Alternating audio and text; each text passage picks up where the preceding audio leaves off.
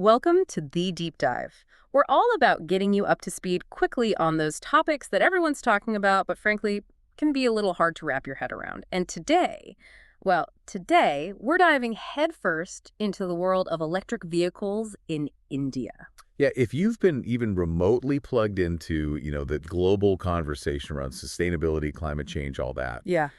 you've definitely heard about the EV revolution that's supposedly happening. But what does it actually look like on the ground, especially in a place like India? That's what we're tackling today. We're taking this massive status quo analysis of various segments of Electric Report, which, by the way, is like the ultimate deep dive, and we're pulling out the insights that really matter. Think of this as your cheat sheet to understanding everything that's going on in India's electric vehicle scene. We'll be covering the current state of things, the strategies in play, and even the cool tech that's driving this whole thing forward. Exactly. And no jargon, no getting lost in the weeds, just pure, insightful knowledge delivered straight to you. Ready to roll. Let's hit the road. Okay, so before we get all charged up about the future of EVs in India, we need to park for a moment and understand where things stand right now. Over the past decade, India has seen a pretty dramatic rise in vehicle ownership. Yeah, like a pretty big surge, actually. And this increase in cars on the road has, unsurprisingly, led to a big dependence on crude oil. Massive dependence, yeah. Oh. Like we're talking 1/3 of India's total crude oil consumption. Wow, that's a lot. And of that, a whopping 80% is used just for road transport. So we're basically guzzling down crude oil to keep those wheels turning. And as you might guess, that has some pretty serious implications, right? Oh, definitely. We're talking about the environmental impact here. Right, the big E word. So road transport in India contributes to roughly 11% of the total CO2 emissions, just from burning all that fuel. And if we zoom out a bit, in 2019, India was ranked the 5th most polluted country globally. 5th. And even more striking, 6 out of the 10 most polluted cities in the entire world were in India. That is a pretty sobering statistic. I mean, it really highlights the need for cleaner transportation solutions and fast. Absolutely. Now, shifting gears a bit, when we look at the types of vehicles in India, there's one clear winner in terms of popularity. Yeah, it's the reign of the two-wheelers. They absolutely dominate the vehicle market, and that preference spills over into the EV space as well. Two-wheelers are king, so why is that? I mean, what's behind this dominance? Well, it's a mix of practicality and I guess just the way Indian cities are laid out. A lot of people using two-wheelers are traveling shorter distances, so range anxiety, that fear of your battery dying before you reach your destination, isn't as much of a factor as it might be for, say, someone considering an electric car for a long road trip. Okay, that makes sense. Plus, e-rickshaws, which are becoming increasingly popular, they offer a quieter, cleaner, and often cheaper alternative to those traditional auto rickshaws you see everywhere. Makes sense from both an environmental and an economic standpoint. So we're seeing this trend towards smaller, more personal EVs. And the report actually backs this up with some pretty compelling numbers. Right. If you jump over to figure 17 in the report, it shows the steady growth of EV sales from the financial year 2015 to 2020. And then figure 18 breaks down those sales by vehicle type.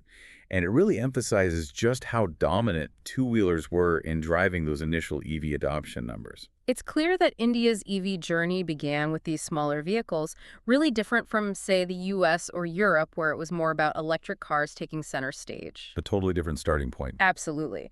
Now, I'm curious, is this EV enthusiasm, this adoption we're seeing, is it the same across all of India?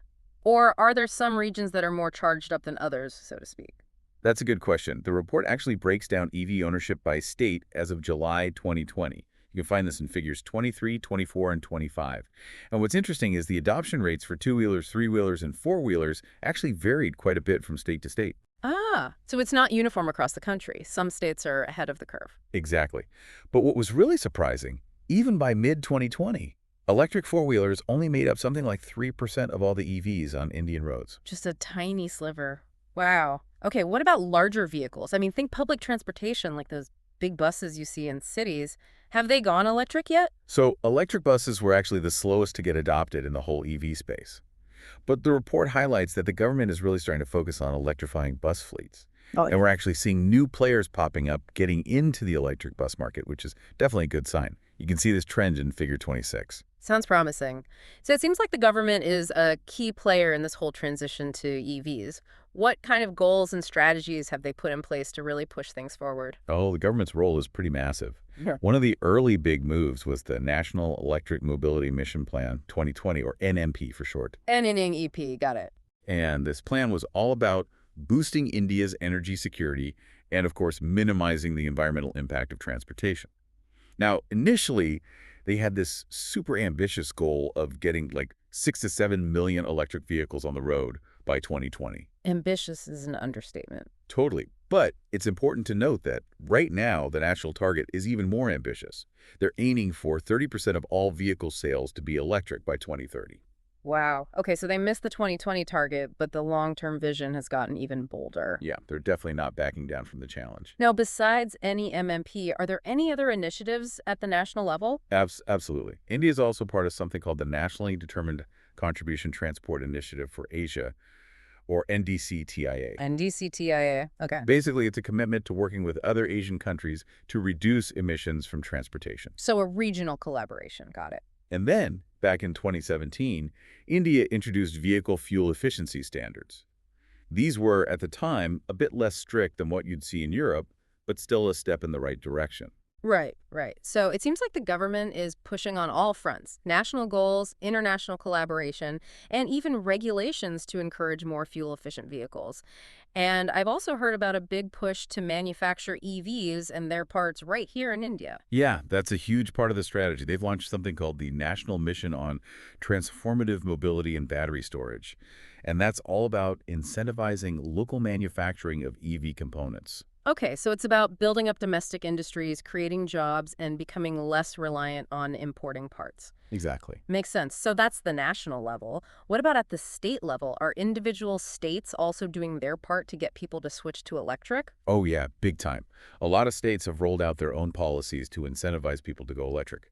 We're talking things like subsidies for EV buyers, tax breaks, you name it. So a bit of friendly competition between the states to see who can become the most EV friendly. Kinda, yeah. And then there's the National Faster Adoption and Manufacturing of Hybrid and Electric Vehicles scheme, FAME for short. FAME kind of laid the groundwork, but FAME too took it to a whole new level. They supersized the financial support, bumping it up to 10,000 crore rupees. And a big chunk of that is going directly towards incentives that make EVs more affordable for buyers.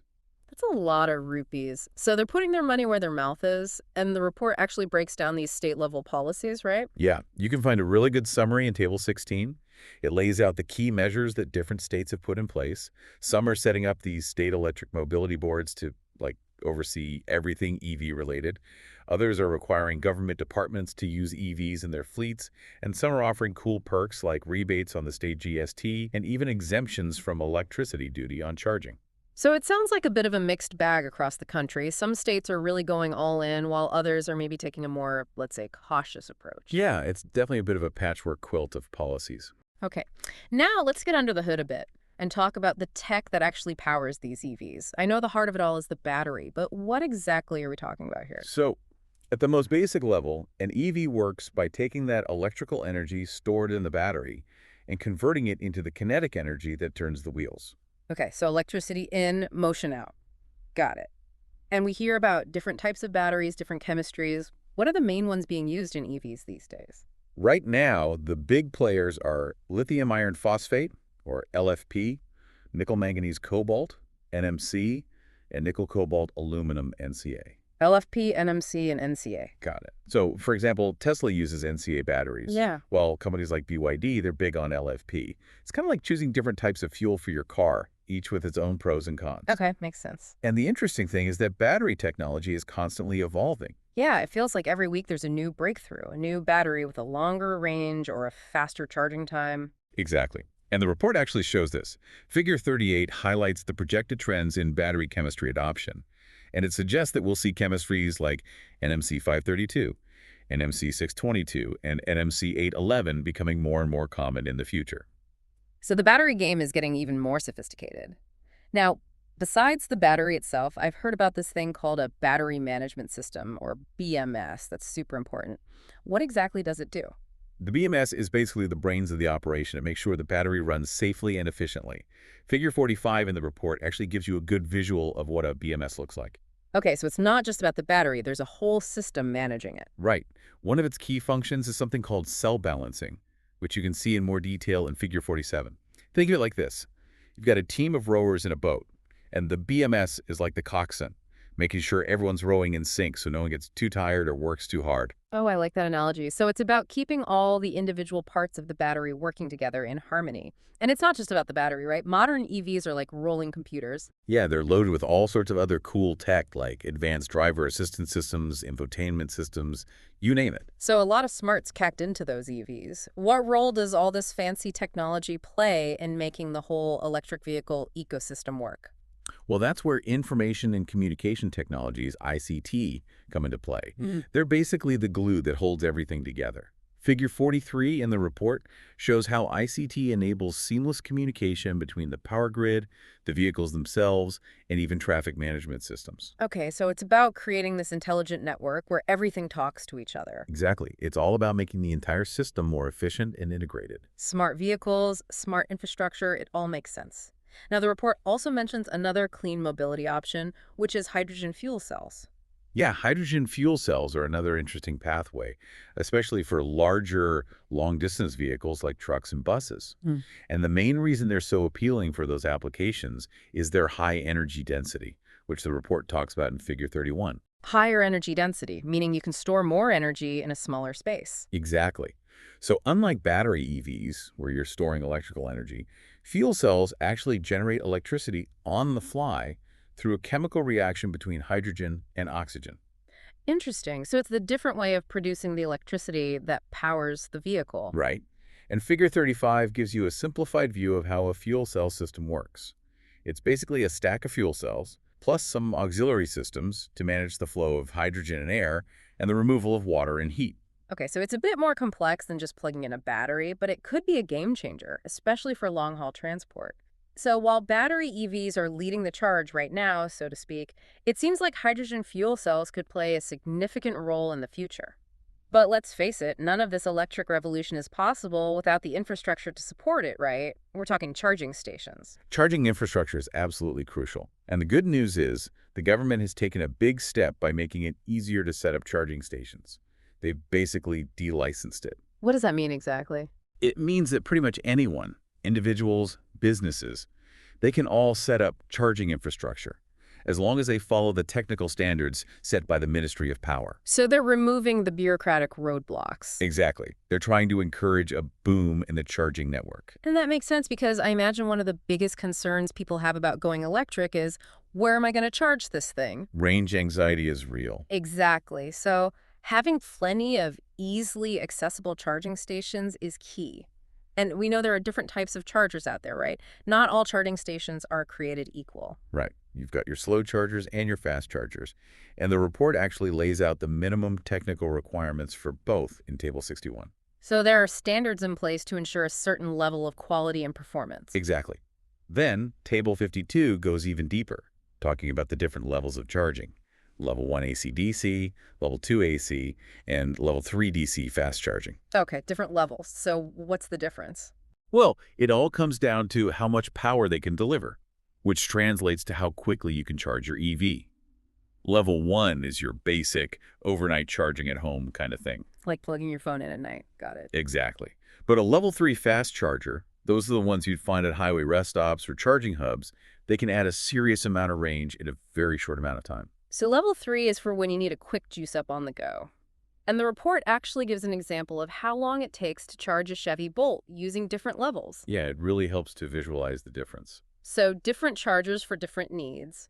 But I imagine building out this whole charging network across India must come with its fair share of challenges, right? I mean, we're talking about a massive undertaking. Yeah, it's definitely not a walk in the park. Mm. The report highlights several key barriers. One of the big ones is that it's tough to predict just how fast EV adoption will actually happen. It makes sense. It's hard for companies to invest in charging stations if they don't know how many EVs will actually be on the road. Exactly. They need some certainty to justify the investment. Then there's the issue of electricity demand charges. These are basically fixed costs that charging station operators have to pay, regardless of whether the chargers are being used or not. So like a monthly bill, even if no one charges their car there. Pretty much, yeah. And that can make it really tough to turn a profit, especially in the early days when there aren't as many EVs around. Got it. So financial viability is a big concern. What are some of the other hurdles they're facing? Well, another big one is the cost of upgrading the power grid to handle all these new charging stations. Hmm. It's not just about plugging in a charger. You need to make sure the grid can actually handle the increased demand. Right. The infrastructure needs to be able to keep up. Exactly. And then there's the whole regulatory side of things. Getting the permits and approvals to set up charging stations can be a real headache, a slow and bureaucratic process. So it's not just a technological challenge, it's also a regulatory and logistical one. Now, with all these charging stations popping up, are they all owned and operated the same way? Or are different business models emerging? The report actually shows a pretty diverse landscape. Figure 71 illustrates the main models we're seeing. Some companies are solely focused on setting up and running charging stations.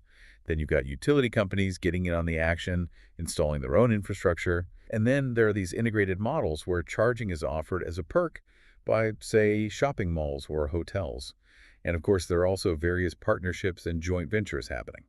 So it's not a one-size-fits-all approach. Different players are figuring out what works best for them. And I imagine the location of these charging stations is also super important. Location is everything. I mean, it's not much use having a charging station in the middle of nowhere where there are no EVs. Right. Figure 73 in the report actually highlights the key factors they consider when choosing a location. Things like anticipated demand in that area, the availability of enough power from the grid, existing traffic patterns, stuff like that. Makes sense. Put the chargers where the EVs are and where the grid can handle them. Okay, so we've got all these charging stations spread out across the country. But how do they all talk to each other? How do they handle things like billing and access for users? I mean, it's not like you're paying with cash at a charging station. Yeah, it's all done digitally. Each charging unit, technically called an electric vehicle supply equipment, or EVSE, needs to be connected to a central management system, or CMS. Figure 78 shows how this communication network works. So it's like a central brain that controls everything. Pretty much. The CMS handles things like verifying your credentials, processing your payment, and even letting you find available charging stations and check their status remotely. So you can basically use your phone to find the nearest charger and know if it's free or not. Super convenient. Exactly. And the report also talks about this concept called managed charging. Managed charging. Okay, that sounds interesting. It's all about making sure EV charging doesn't overload the power grid. Figure 79 and Table 58 show how communication protocols, both open source ones like OCPP and OpenADR, and proprietary ones developed by specific companies, can be used to dynamically adjust the rate at which EVs are charged. Okay, so it's about controlling the flow of electricity, making sure the grid can handle it. Exactly. It can be based on things like the overall demand on the grid at a particular time, or even the user's preferences. So, for example, your car might charge a bit slower during peak hours when everyone's using electricity. Right. It's all about making EV charging smarter and more integrated with the existing power infrastructure. Makes sense. Now, what about the power companies themselves, the distribution companies or discoms? What role do they play in this whole EV charging ecosystem? Discoms are crucial. They're the ones who provide the electricity, and the report discusses how they can prioritize connections for EV charging stations and even potentially standardize some of the equipment requirements to make sure everything is compatible. So they need to be on board with this whole EV thing. Absolutely. And we're already seeing public sector power companies like NTPC and ESL actively involved in building public charging infrastructure. That's good to hear. So it's not just private companies, the government is also playing a role. And besides these public charging stations, what other charging trends are we seeing emerge? Well, home charging and workplace charging are becoming increasingly popular, as you might imagine. And the report also highlights the growing interest in something called battery swapping. Battery swapping, I haven't heard of that. It's basically like swapping out a depleted battery with a fully charged one in a matter of minutes. Ah, so like changing a gas cylinder, but for your electric vehicle. Yeah, exactly. And this is particularly interesting for commercial vehicles like taxis and delivery vans, where downtime is a big concern. It makes sense. The quicker they can get back on the road, the better. And some companies are already exploring this model, right? Oh, yeah. Companies like eChargeUp, Amara Raja, Panasonic, Ola Electric, and Sun Mobility, they're all looking into battery swapping as a potential game changer. Fascinating. So lots of innovation happening on the charging front. Now, let's zoom out again and talk about the bigger picture. The economics and the environmental impact of this whole shift to EVs. I know one of the big selling points is that EVs are cheaper to run than traditional gas guzzlers. Is that actually true? Well, it's a little more nuanced than that. Table 8 in the report compares the total cost of ownership, or TCO, for EVs versus petrol, diesel, and CNG vehicles. And what's interesting is that while EVs generally have lower running costs because electricity is cheaper than fuel and they require less maintenance, the initial purchase price is often higher. So you save money in the long run, but you have to shell out more upfront. Right. But as battery technology gets better and cheaper, that price difference is expected to shrink. Got it. So short-term pain, long-term gain. And what about the environmental benefits? I mean, that's a huge part of why people are excited about EVs. But the environmental benefits are undeniable. EVs produce zero tailpipe emissions, so they directly contribute to cleaner air, especially in cities. No more smelly exhaust fumes. Yeah, pretty much.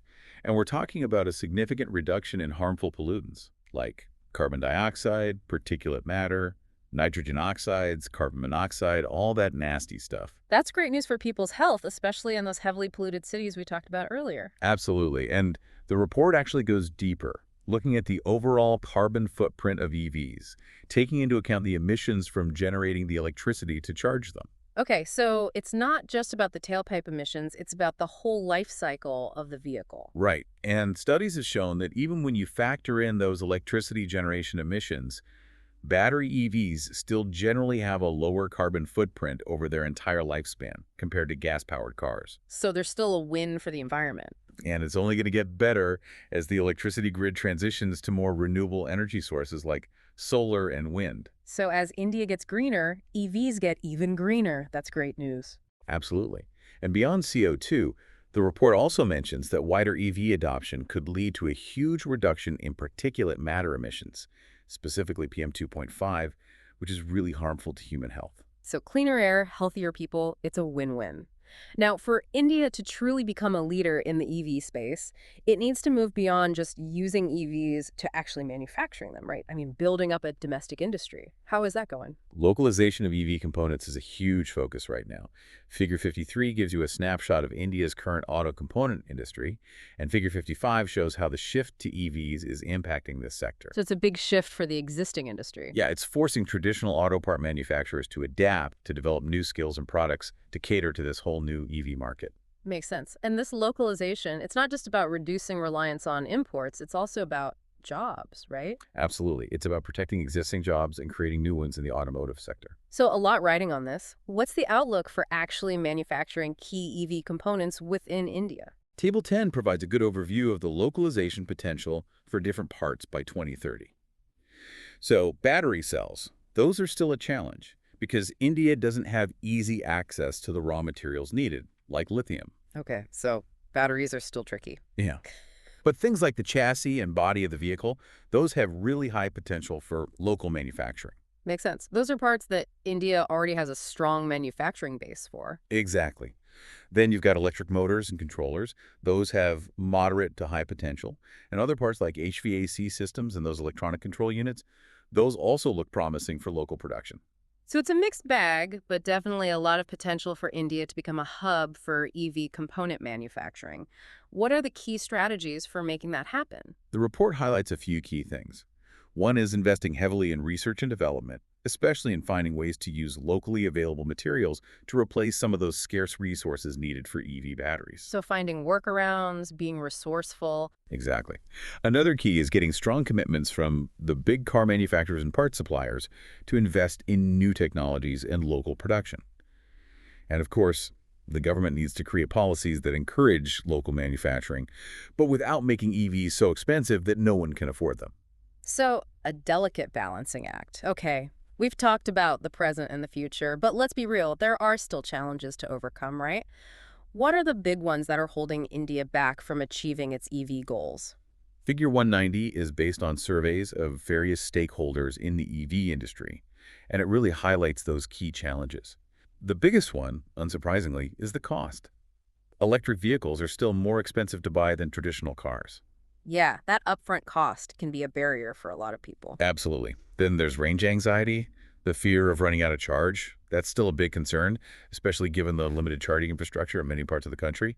And then there's just a lack of awareness, people not really understanding the benefits of EVs or how they work. So education is key. Totally. Okay, those are the challenges. What about solutions? What are the things that people believe need to happen to really accelerate EV adoption in India? Figure 189 lays out the policy actions that stakeholders have prioritized. And the top recommendations are pretty clear.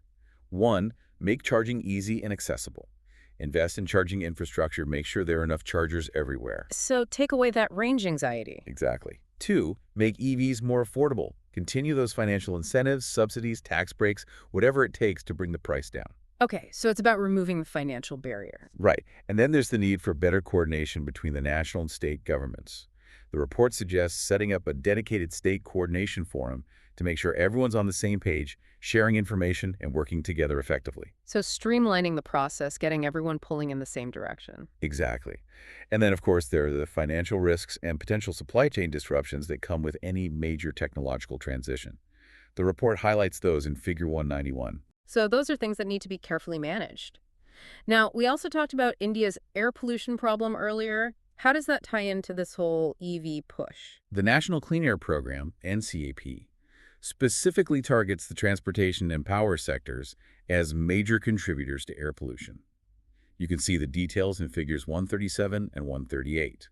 And a big part of NCAP's strategy is promoting electric vehicles and expanding the charging infrastructure network. Okay, so it's not just about reducing carbon emissions, it's also about cleaning up the air in India's cities. Absolutely. It's about improving public health.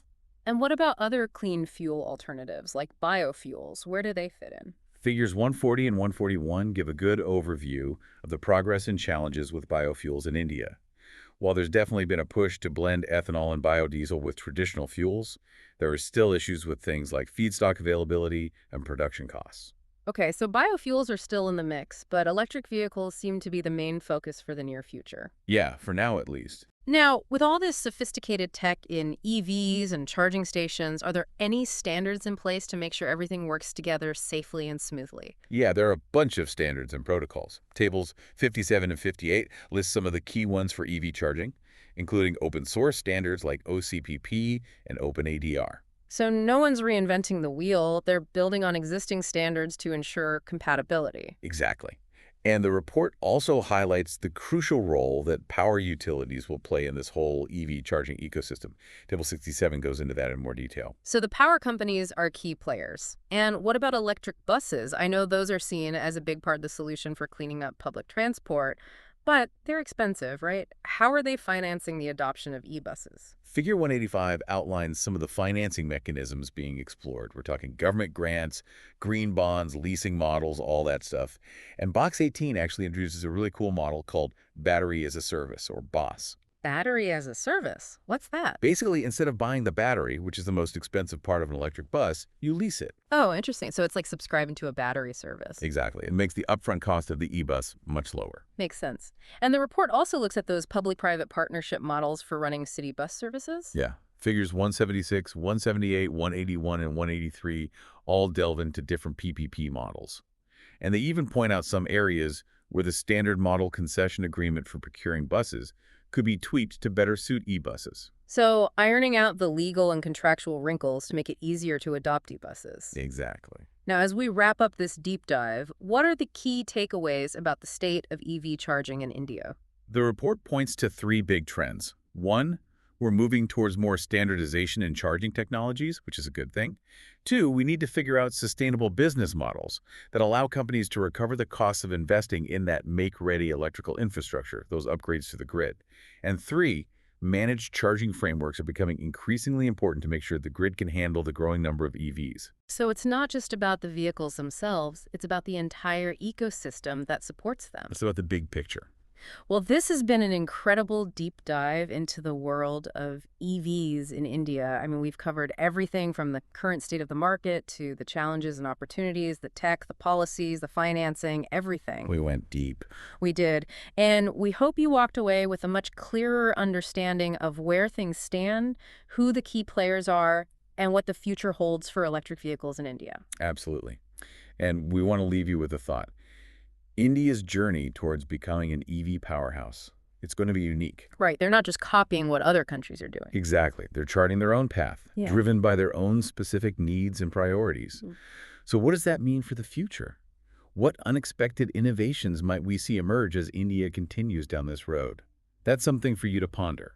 Food for thought. Thanks for joining us on this electrifying deep dive. Until next time.